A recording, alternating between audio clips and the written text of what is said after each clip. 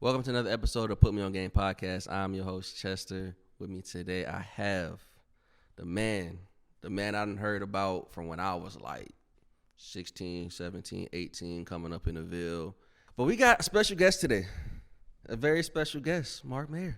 Did I say it right? What's up, yo? Yeah, that's right. Okay, because I be looking, you know how you see somebody's name and you like, bro, I don't know if I'm saying it right. But it's all good, bro. They used to call me to the principal's office like Mark Mayr all the time, so I'm used to it, bro. It's a confusing name. No one's seen. I ain't met another mayor in my life, so really, yeah. So besides family, you know.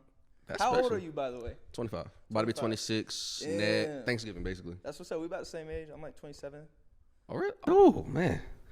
Definitely got some stuff to ask you. Now, that's crazy, man. But how you doing, man? Physically, mentally, emotionally, spiritually? I think that's the 4 or 5 I normally ask. Just It's a big question. Give me about 20 minutes to break that down. Yeah. But not definitely. I'm blessed, man. I recently moved back here to North Carolina. I'm in Charlotte now. Originally from Fayetteville, of course. Yes, sir. So yeah, man, I'm happy to be on the East Coast. Moving is a bitch. I forgot how I've moved so much in my life. I forgot how like cumbersome it is and how much of a like toll it takes on you. So my body's been here for about a month. My soul's just catching up. I'm just processing, trying to like, you know what I'm saying? Get the feeling of everything. Accustomed to the energy out here, and but I'm happy to be back, man. It's a blessing. Oh man, so where you went to school at out here? I went to 71st for high school. Ooh, you might be the first. Okay. Oh, word? Nice. First West Side I had on here. It's normally been East and South. Okay. Yeah, you know, I went to Lewis Chapel, Brentwood. But I also went to FTCC for a little bit. Got a little certification before I dropped out. And yeah, man. Hey. Oh, you was out there my too? Buddies, baby. Yes, sir. Yeah, man. That was a hard decision. Hey, man, it is what it is. Yeah, it is what it is, though, man. So, you said you relocated a couple times. So, it was other places than Cali that you went to, or is it just a back and forth? Oh, man, it's been back and forth. So, like, and within LA, I lived in, like, damn near every possible neighborhood of LA. You know, like, when I moved out there, I was staying on my homie Lil Nate's couch for a couple months. And then was homeless for a little bit, and then got a crib with my boy Kelly Rush and his camp, and then ended up getting a place with Jose. Shout out Wise Mind. Yeah, sir. And yeah, man, like it's just been a lot of back and forth living in Long Beach and Koreatown and different places. It's just been a lot of, you know.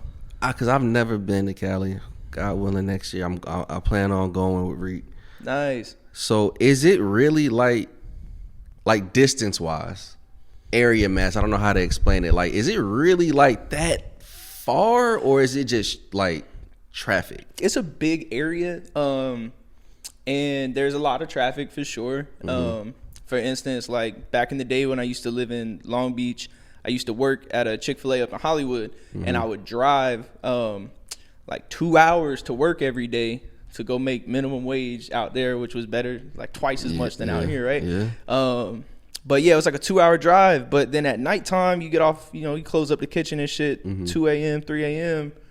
I could get home in 45 minutes just because there's no traffic, That's crazy. So it was like something 2 hours, 40, it could be that much of a difference, just on the traffic. But it's a big area for sure. Is it like because obviously, from Fayetteville to Raleigh is like an hour. Yeah. Is it like that distance, or is it just?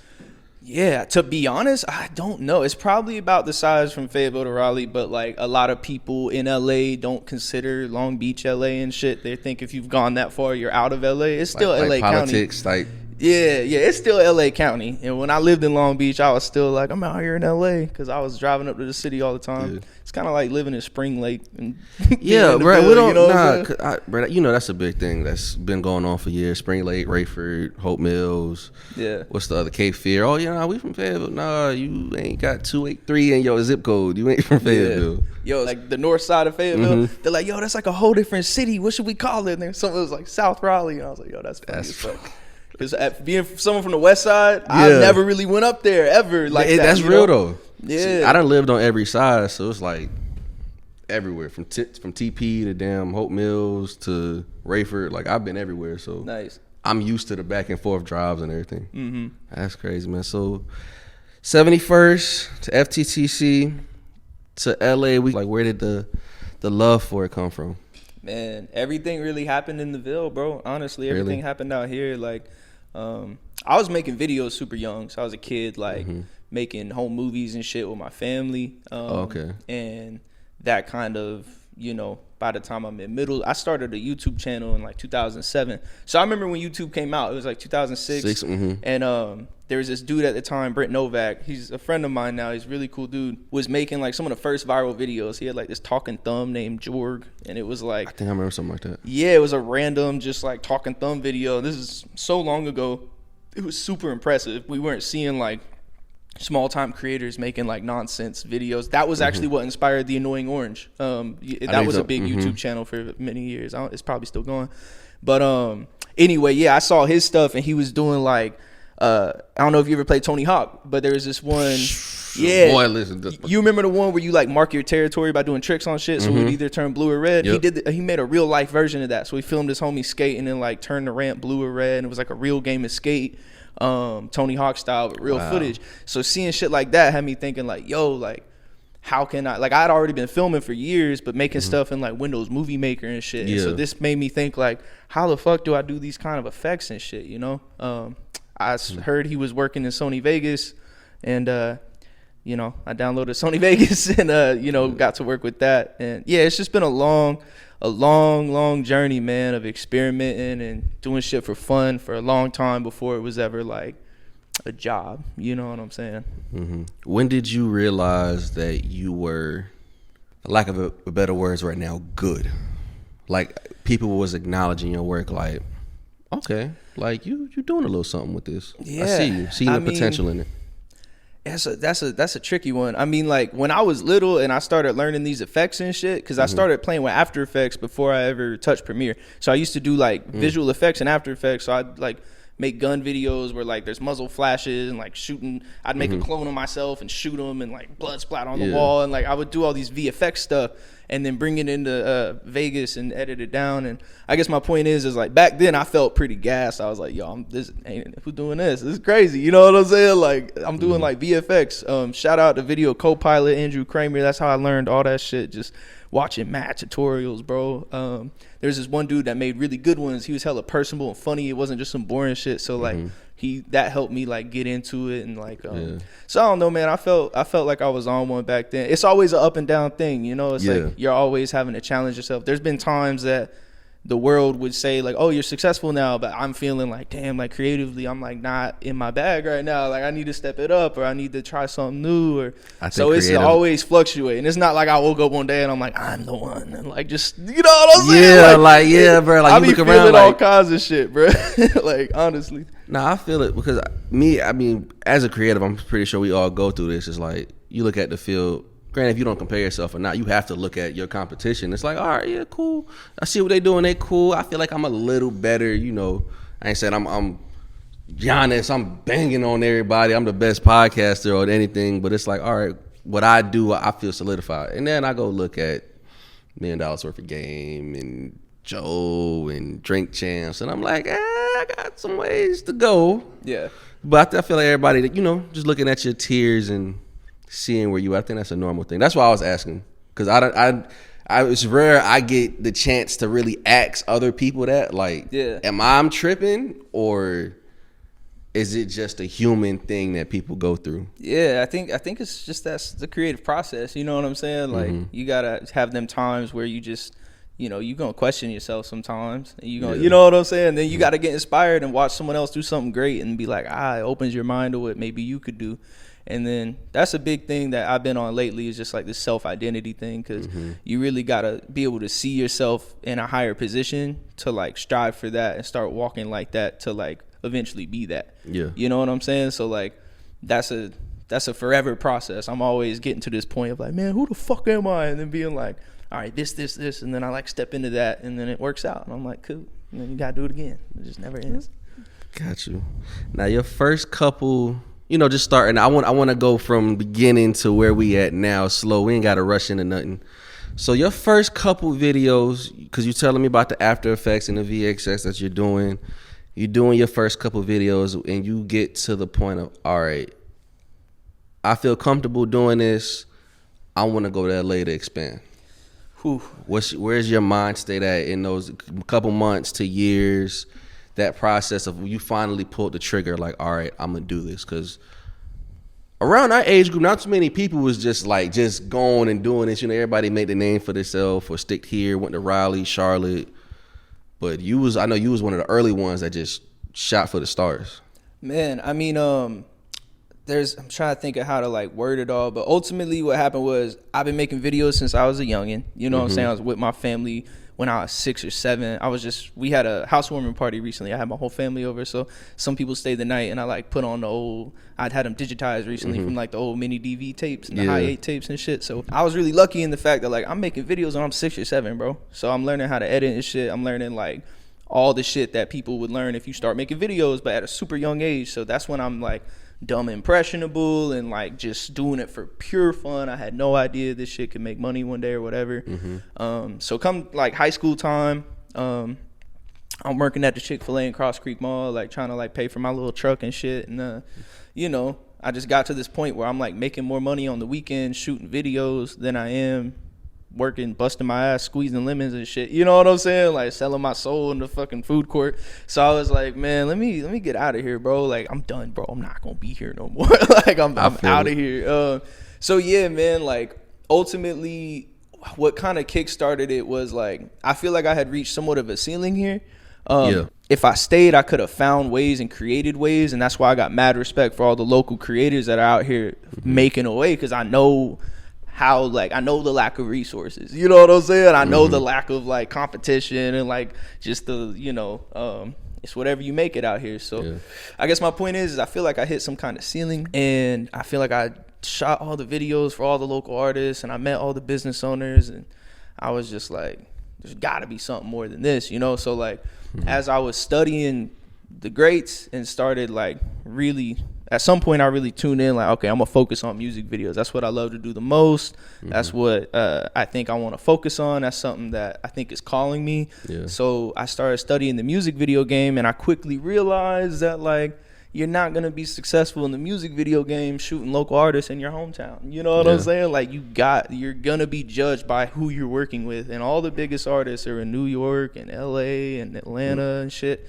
So I figured I'm not gonna move to New York, but I would Atlanta not or advise LA. I would advise no one to move to New York. Please stop. Don't. Yeah, man. I love New York. Actually, I've grown to love it. But like, I'm as a country boy, like it's just so different. LA was as city as I can go, bro. Like it's just so different, man.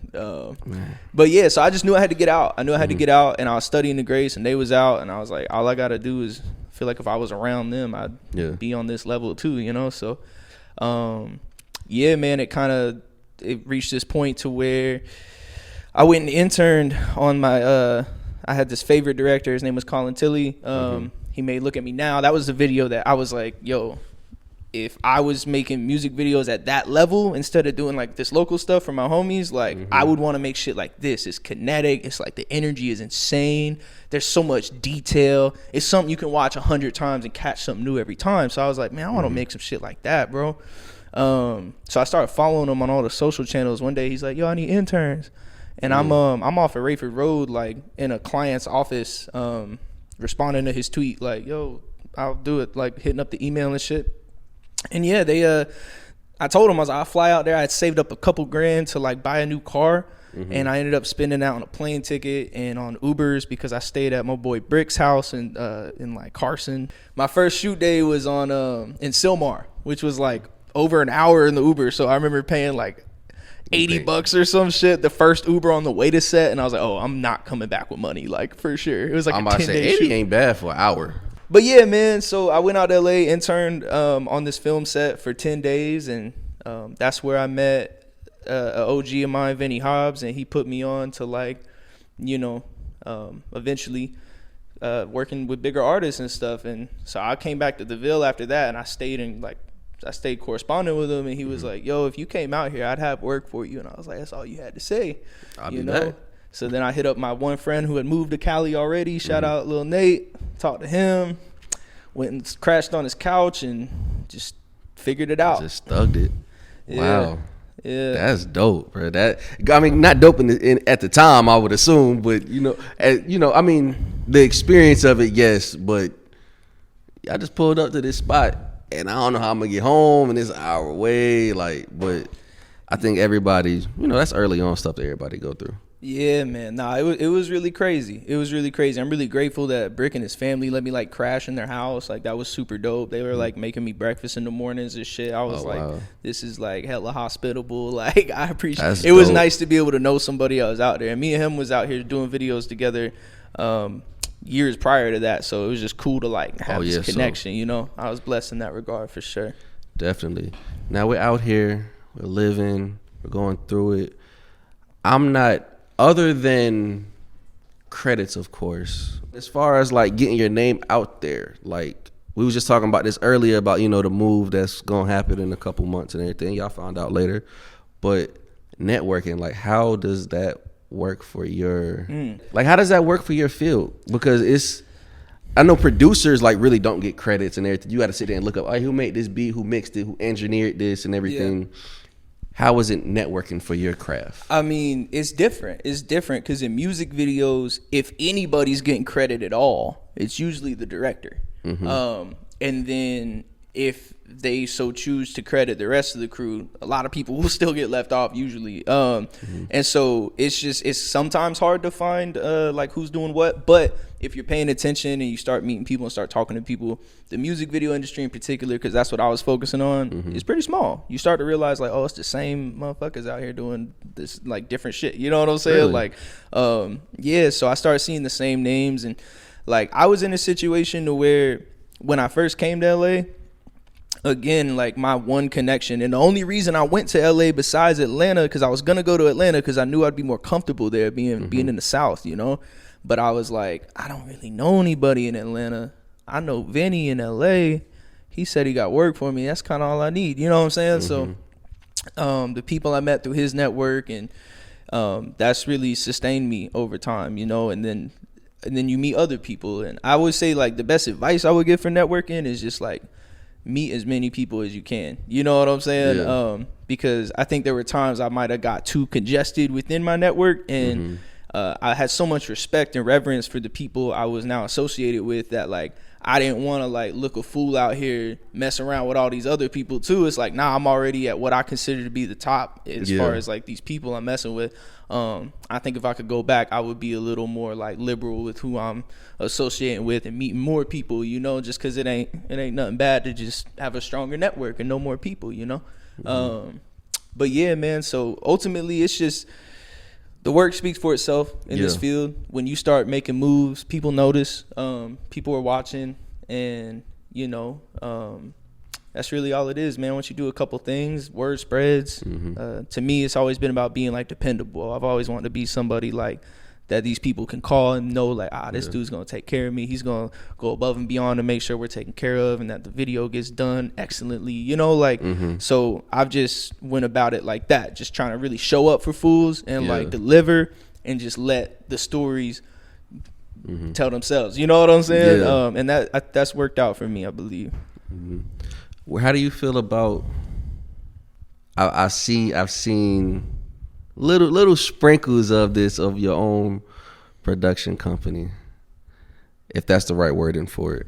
Yeah, it's tricky, right? I don't want to. I guess you could say production company because it's a various amounts of different things that you do. Bonfire Creative. Yes, sir. Tell me a little bit about it. Yes, sir. So that's the big vision, man. Everything I've done in the past few years has essentially been somewhat of a college for me. You know what I'm saying? Okay. Like, because I dropped out of college. So I wanted to learn, and I've surrounded myself with the best of the best. Being able to work for like VaynerMedia and work with Colin Tilley at Boy in the Castle, and just like being surrounded by all these greats and all the teams underneath them as well. You know what I'm saying? Like all the people that make these giant things run. So that's where I've been in the past, is like just kind of just learning and just putting in my work. You know what I'm saying? Just keeping my head down in a way. Bonfire Creative is something that I'm really passionate about. It's something that I do intend for it to be a production company. Also a lot more than that though too, in terms of being a creative agency. I'm looking at building a facility as well. So that's the facility is kind of my main focus because that's the largest piece of the puzzle. Yeah. But like within the whole that, studio thing, or like a whole creative campus. just creative, just yeah, which I would love to. I don't know if we want to get into it now or if we want to save it for the end, but I got a whole vision with that I'm happy to share. go crazy. Really, the idea is like, man, I've been doing this for a long time, and we're in a space right now that this is being a creative hub for a lot of people here in the Ville right now. And I remember when Kirk popped this thing up, you know what I'm saying? Yeah. And so I see how useful the spaces are. Having been to the cities, I understand how access to the resource of studio space and, just co-working space and just, like whether it's a photo studio or a video studio or a music studio, how valuable that is, right? And so I also realized that when you do it right, it's also like a whole ass vibe. It's not just like a little pop up, like let me rent out like a fucking some shit on the side of Rayford Road and like throw some shit in here, right? Because I've done that before, and the vibe feels like a corporate vibe with us in it, trying to make it not corporate, right? And so going to like these studios in LA and shit, they're also pretty utilitarian as far as like it's just a big ass empty dusty area where there's a bunch of equipment, a bunch of people. It's still good enough. That's good enough, right? Yeah. But what I'm trying to do is create a creative campus, a creative facility so I want to get some acreage. I want some lakes on there, whether it's a existing lake or we got to build some ponds or something, keep them stocked. Wow. But my idea is to build a cabin like vibe. So the idea is in a couple years I'm gonna send you like a drop and you're like a little pin and you're gonna pull up and it's like a dirt road and you're like, yo, where the fuck is this fool taking me? And you're driving through the woods and it opens up and it's like a big ass cabin, right? But it's not just one. The idea is to have one for co-working, right? One for like to where you can come in here and rent it out for the day, for the week, have a membership, whatever. You come work here, right? Run your business, run your creative business. We got fiber internet. You know what I'm saying? Like everything you need to do whatever kind of business you're running, especially we're trying to cater towards creative companies. And then there's like a kind of higher tier long-term package to where like 3-ish companies that want to have like a more permanent residency here, they can run their creative operations out of here. So there's a co-working area, but then there's multiple cabins. So there's like a residential cul-de-sac. So you pull off the dirt road and there's like a couple cabins where you can go stay in, right? So these are things that we'll have up on Airbnb. These are things that like if you're doing a production, you can house your crew in here. By the way, this is some shit aesthetically that you would want to go to as a retreat away from work anyway. I'm right? over here just... I'm a real visual person, so when you speak, my brain like pictures it, and I'm just like, man, listen, man. And that's the vibe. Is to immerse. I want to immerse us in nature. I want to have the nicest facilities for music recording. I want to have a couple like music studios in there with full-time engineers just doing their thing. You know what I'm saying? And have like color studios, like color base, like because in LA there's this place called Company 3, and shout out Company 3. I got a lot of homies over there. They're great people. You walk in there, bro, and you're treated like you're just going there to color your music video. So let's say you shot Reek's music video. You're like, all right, we're going to get colored now. You walk in there, they give you food. There's a cafeteria. Like they walk you through all these different color bays. You go sit down with your colorist. Shout out Brian Smaller. He's my favorite colorist. We work with him a lot. And you go sit in there and he got the Da Vinci panel. He's coloring your shit up on the screen.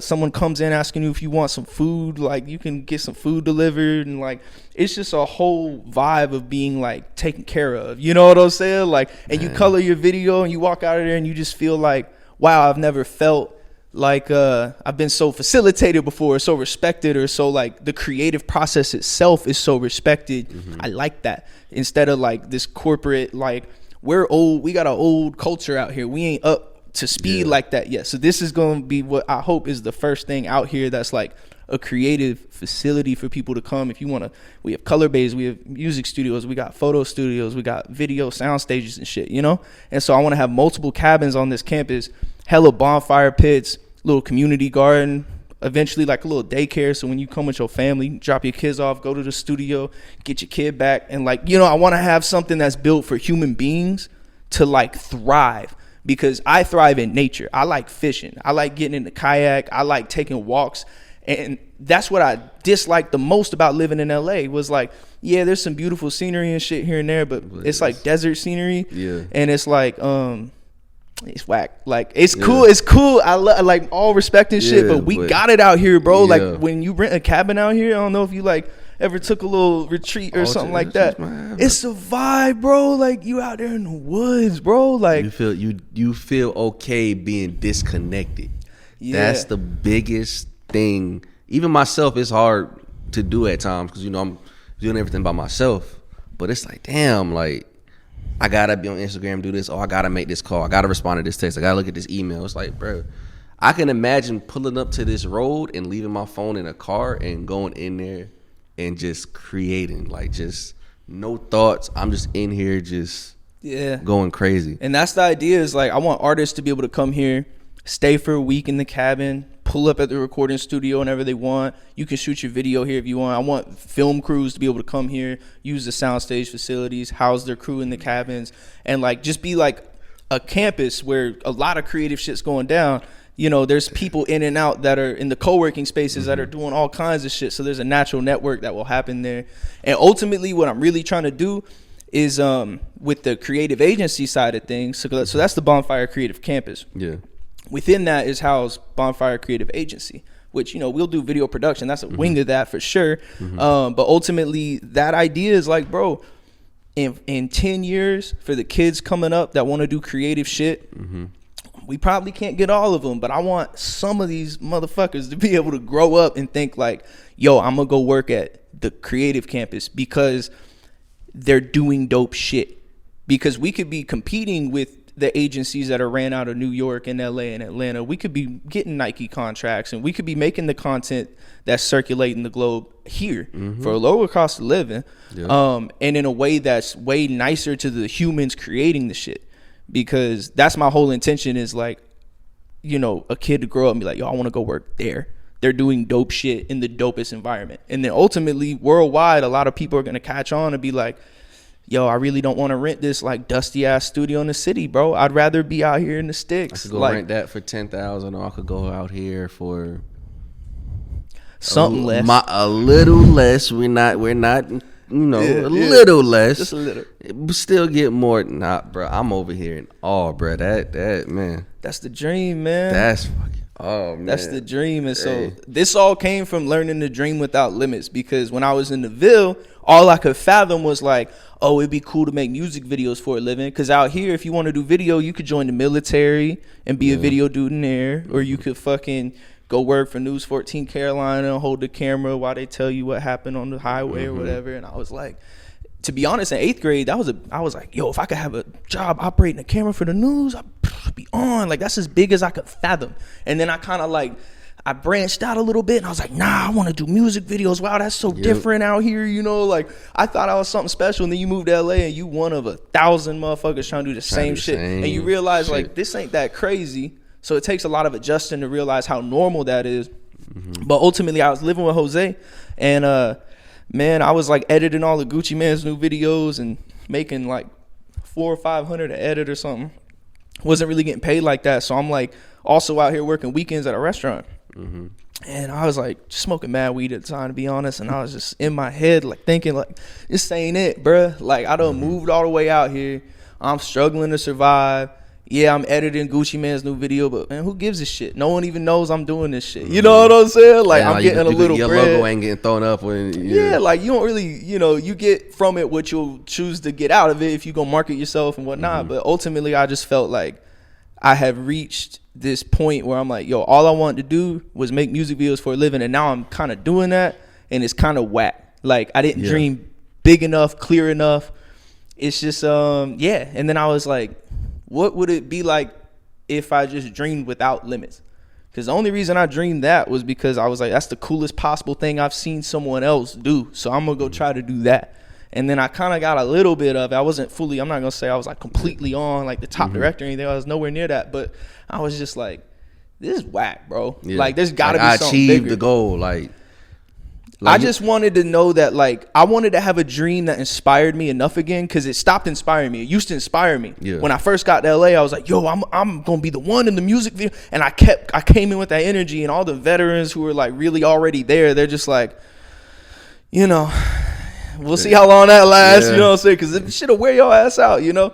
And ultimately, it kind of did. And I was like, man, the next time I achieve my dream, I want to be like in a much better place. You know what I'm saying? I want to be specific too. You know what I'm saying? So that's how I learned to get specific about how much money I wanted to make, and get specific about like exactly like what shit looks like, and feels like, and is, and can be, and get specific about it. Because now the next time I have that feeling of like, man, my dream's dead because I've achieved it, well, it's alive, but now like as a dreamer, as a creator, it's like, what do I do now? You know what I'm saying? The next time I have that feeling, I'm gonna be standing on the Bonfire Creative campus with all the fucking shit I need to make something amazing. Man, listen, I'm coming through and recording.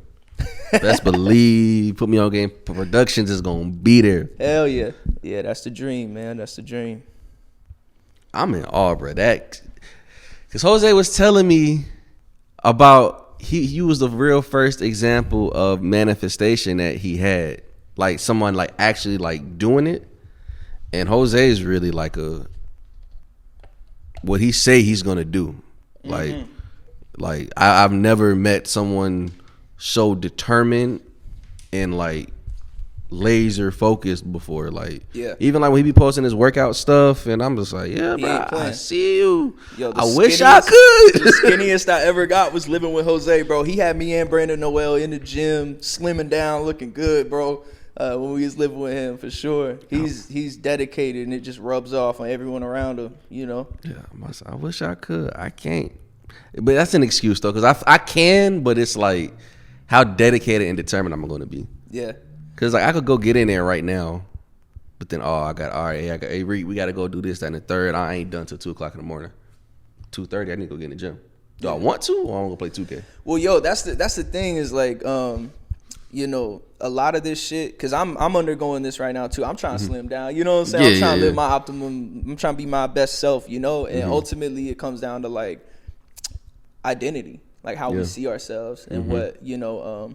I think that when we choose to see ourselves in a better way, there's sacrifices we have to make. You know what I'm saying? And some of the people that have inspired me the most are at the highest level of their crafts. What I always take note of is how good they are at energy management, bro. They know their limits. They know when they're done with the conversation, and they don't linger. My ass is a linger. I'll sit around and wait till it's time to go. You like till it's, you know. People that are really moving like that, bro, when you really value yourself and your time to this really high degree, it's like you leave as soon as you're ready, bro. And you move on to that next thing that you know you got to do. And I think that's something I'm trying to work on right now, and just being more intentional with my time. Yeah. Where it's all about intention. You know what I'm saying? Like if I can get super intentional with my time and my words and my actions, all that shit's and my thoughts and everything, bro, all that's going to align to something beautiful. And the more I kind of just like chill about it, it's kind of like wasting time, you know? And it's tricky because I'm a chill motherfucker. I like to relax. I'm a country, you know what I'm saying? I like to sit on the front porch and shit. But it's like, even if you're doing that, bro, like, if you sitting on the front porch with your family, right? Is you really connecting though? Is you saying what you really need to say, or is you just bullshitting, right? Yeah. So even in the chill moments, are you showing up? Are you delivering? Are you being fully present, you know?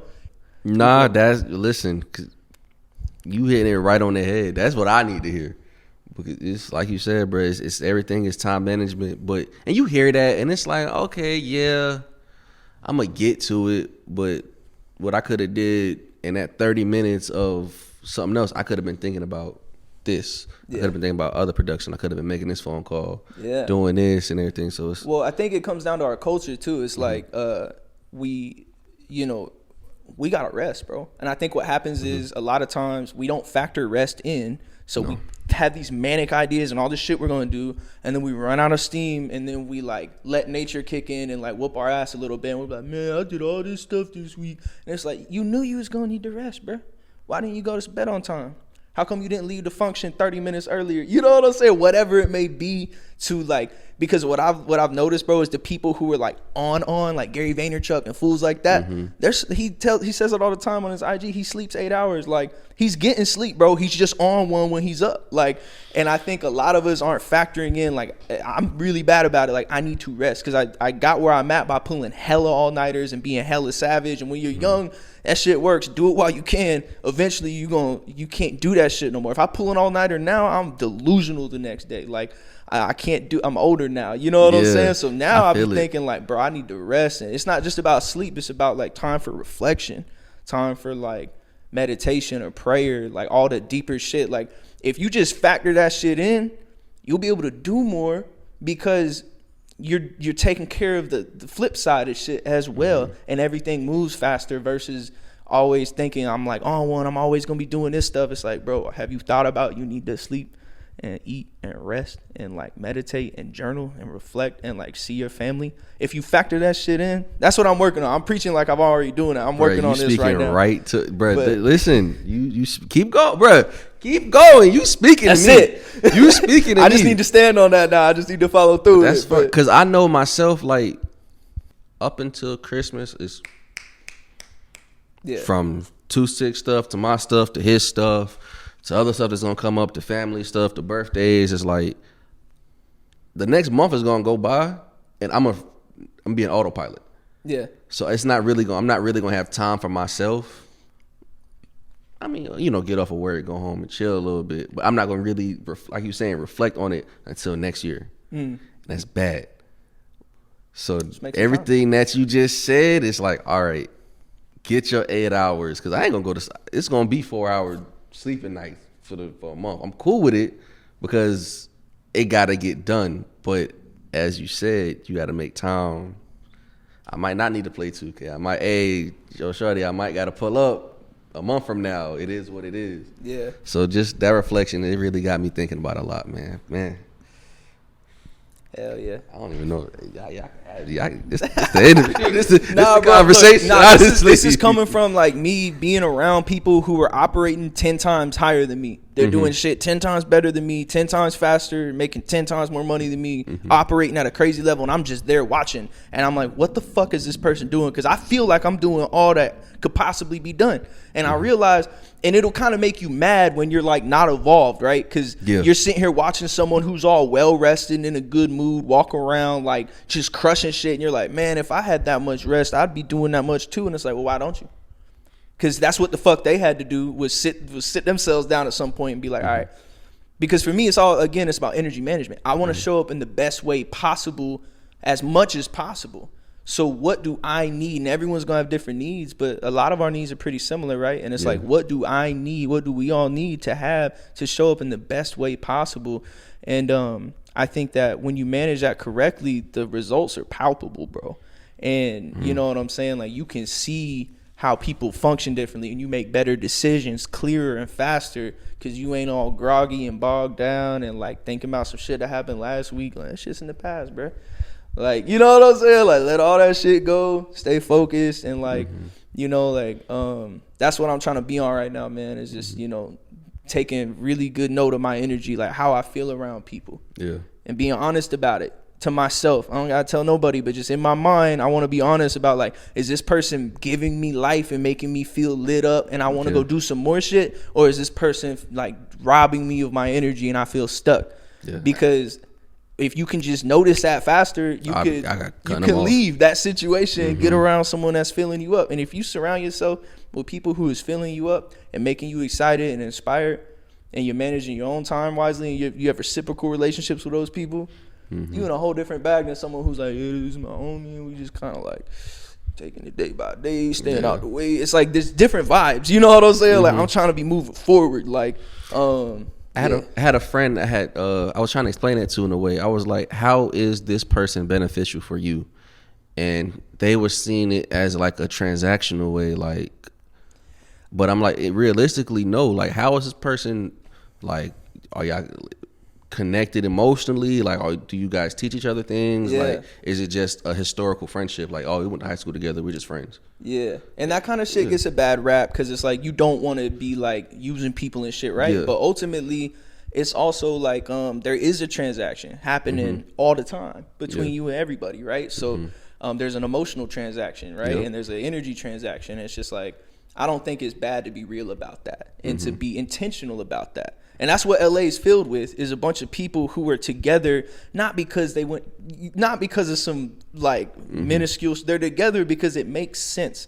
You know what I'm saying? Because they're feeding into each other's shit in different ways, and they're being symbiotic, or you know, they're feeding into each other. It's a relationship where one is doing this, another one's doing that, and it just makes sense. They're stronger. 1 + 1 makes 10. You know what I'm saying? So I think that there's nothing wrong with identifying, like, and it is hard. I remember I used to hang out with some people in my life way too much, and I'd go over to their crib and just kind of escape from the world and fall back, and just at some point I realized, like, yo, I'm dying here. I'm dying. Like, I'm alive and well, but I'm dying, bro. And I feel it. And I didn't want to leave because it felt wrong. And when you start seeing your friends less and hanging out with your new business partners more and shit, they start feeling some type of way. And it's a lot of stuff that goes into it. But it's like, the real ones who really love you still gonna be there. All the people that I loved in the past that I may have spent too much time with, we cool. And now our relationship's even better because when we see each other, I'm intentional and I'm there for a reason. I'm not there escaping,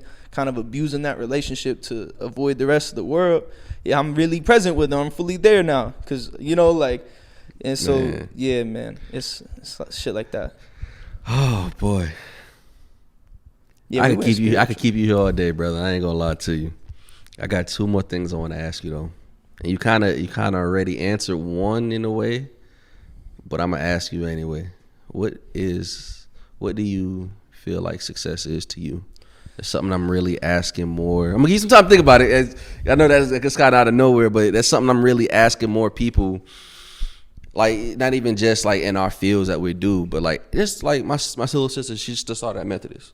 Nice. So it's like, you're gonna start meeting. She's kind of been sheltered a little bit, so now her world's opening up, and I'm like, yeah, that Corvette is nice that somebody drives, or this amount of money is nice, but is that success to you? Success could be just getting a car. Success could just be, hey, I got my own spot. Like, I ain't hurting for no bills, you know, or no money. I can do what I still want, go out and leisure.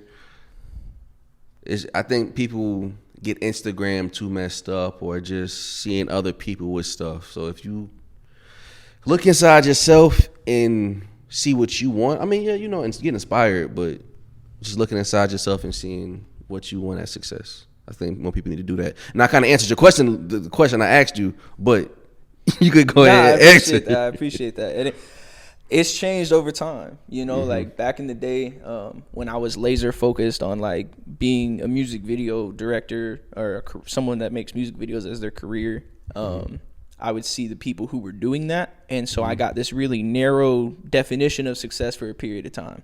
And it was having the Instagram with all these celebrities and shit. And like, that to me seemed like the only way to be like treated with respect as a video person. So I did it. And then I had it. And it's hella hollow and meaningless in a way. You know what I'm saying? I'm like, well, this is whack. And so I had to learn the hard way, like, you know, success to me ultimately is like a spiritual thing. I want to feel good in my soul. I want to feel good like in my heart. I want to feel good emotionally when I wake up. You know what I'm saying? And so success to me looks like outside of the actual nouns and like things themselves, it just is that process of like, am I fully open? Am I being honest with myself about what's possible and what I really could do in this world, and how, like, what's the biggest effect I could have, or like how I can help people? You know what I'm saying? Like, am I really tapped into that? And then am I showing up for that? Because I think at times I've had my definition of success be really low because I'm from the Ville. And like, you know what I'm saying? Like, not because I'm from the Ville, but like my family's humble people. You know what I'm saying? Like, we doing too much is like a bad thing. You don't want to be out here doing a billion things. Like, sit your ass down. Like, you know what I'm saying? Like, get your money private. Don't be out here doing all this extra shit, right? So it's like, there's been times that identity has held me back to where I didn't want to be too successful. I don't need all that, right? Yeah. And it's like, I don't know, that's kind of whack too. It's like hiding from your true, like, I think there's shit I've been called to do at a higher level that at times that lower level identity has held me back from, because I'm like, I ain't trying to be doing all that, and it's scary, right? So it's ultimately like an excuse to not engage with it, because it's like, like that would require a lot, might not work out, you know what I'm saying, or whatever the fuck. So at this point in my life, bro, I'm just trying to be honest with myself about like what's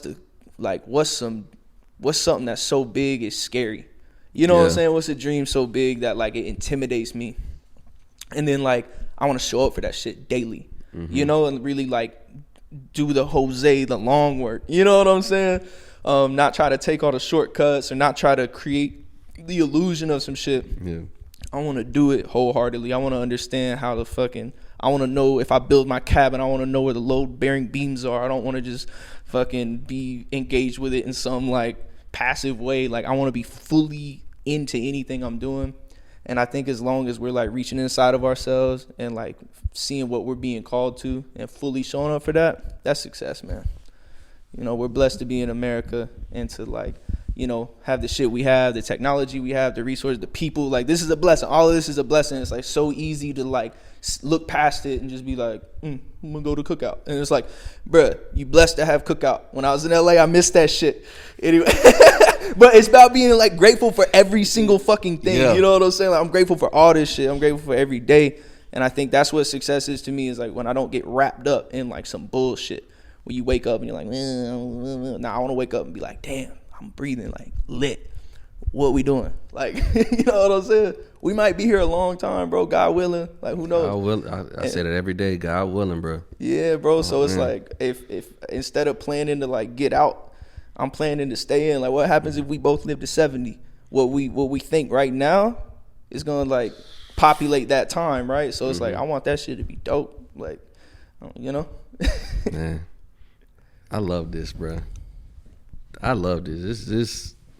I have no journalism background. Like, I don't think nobody like really think about that. I just started. I just like, yeah, bro, I'm gonna buy a whole bunch of COVID. Oh, I got a whole bunch of money now that the government gave me. Let me buy some podcast equipment. I like talking to people. I don't like everything else everybody else doing. Let me do it. Yeah. Started doing it. Got some ideas of different things and tried out and did, but I'm really like a closed off person. Like, I really don't like. That's when I was asking you about the networking thing. Is like, when I make that move, it's gonna be hard to sit there and put the smile on and do that and everything. I mean, it's gonna be easy once I do it. But me thinking about it, it's like, well, no, it's interesting you say that, because that's kind of where I'm at right now. I just moved to Charlotte, and I know like one person in Charlotte, and the other person I know out there just moved to LA. Shout out Kevin. But yeah, like I'm in a position right now where I've been up in the crib for like a month, just getting the house together, just recovering from the move. I drove here again, so it's like a long ass drive. So yeah, I just been recovering, and my point is I'm feeling that same way. I've been feeling reluctant to like, you know what I'm saying? Like, because you kind of feel it's like almost a sense of entitlement of like, I'm here now. Where y'all at? You know what I'm saying? It's like, motherfuckers don't know you here. That's why I'm like, yo, I'm gonna hop on the podcast. Like, I'm gonna let people know. And then like, I was talking to my one friend that is out there in Charlotte yesterday, and she put me on the mad companies and brands that are doing dope shit in the city. And I caught that wave, and I felt something shift inside of me. Shout out Anjay, by the way, for helping me out yesterday. She really brought me out of this place where I've been feeling like, man, I don't know how this shit finna work out here. Like, my industry connect slowing down, you know, whatever. She got me realizing like, yo, there's people doing dope shit all around Charlotte, and I already knew that, and that's why the fuck I came here. But it's easy to get distracted. It's easy to like, you know, you get caught up paying bills and surviving and shit. Sometimes you gotta like wake up again. And so yesterday I feel like I woke up and I'm like, bro, there's mad dope shit going on around here. There's mad dope people. And God only knows what we'll be able to do when I show up. And so I think approaching shit from that perspective of like, I'm going to go out here, I'm going to meet someone where 1 + 1 = 10, and we're going to do something amazing together. It's going to change my life. It's going to change their life. Versus like, I'm going to go out here and meet somebody and maybe I can get some money. Big difference. Yeah. Because these are two different things I'll think inside my head. You know what I'm saying? And like that lower energy transactional shit versus like this higher, like, you know. Yeah, bro, I'm just trying to like shoot really high, and whatever comes out of it will probably be better than what. It's those rare instances with certain people, like you just, oh man, like it's just a feeling. Like I'm an energy person. Like I could walk in the room and I could feel, okay, yeah, you want some bullshit. You tripping. You're nice. You're not smiling, but you're nice. Okay, let me come over here and like kick it with you. Like, I could feel that. Yeah. So just the wait, man. Season 4, baby. I love it, man. I love it. Man. Hey, I'm happy to be on here, bro. You've been going in. I was excited to be on the couch, but I realized in these new seasons, we out here in the stew with it. We trying to upgrade. I respect it, man. You gotta get you like a sectional in here, though. You know. That's the next. I've been talking to Lacey about getting a sectional in here. Shit. Because he gonna tear all this down and nice. All this is still like he just got that TV mounted. Nice. The whole back is done. I might be shooting in the back. Yeah. The way it looked. But yeah, no, it's all good, man. I really appreciate you having me on here, bro. Like I say, anybody that's doing shit out the Ville, I got ultimate respect for it because, you know, I just see the people you interview. I see the work you put into it. It's always a great conversation. I always take something away. And, yeah, man, I'm honored to be on here, bro. We're going to have you back. We're going to have you back for season 5, even later on season 4.